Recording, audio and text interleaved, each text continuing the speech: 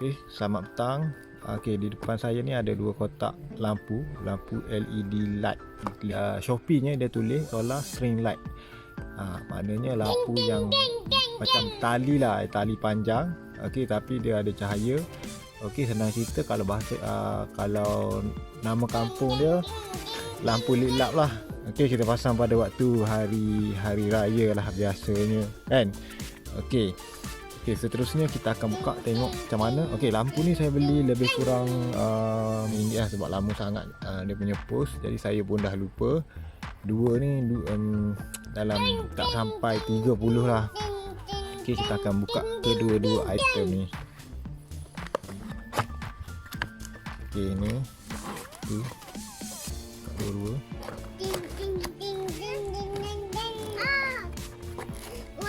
Okey, benda ni sama, kita akan review satu je.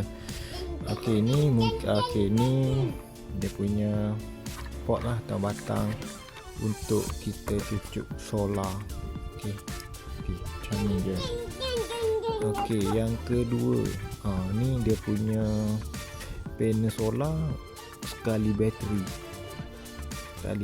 Dan dekat sini dia ada butang.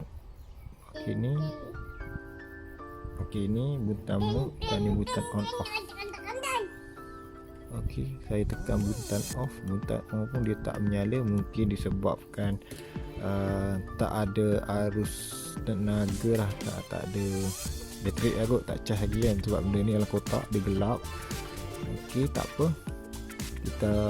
saya akan letakkan di tempat panas dan kita akan cuba tengok malam nanti macam mana keadaan ni. Okey, sebelum pasang untuk malam ni saya akan jemur lah lebih kurang 2 jam ke macam tu, sebab sekarang hari pun dah lewat sangat, dah pukul 4, hari dah mendung, tak tahulah masuk cas ke tak. Okey, kita jemur dulu sampailah dia hampir cender, saya akan pasang balik. Okey.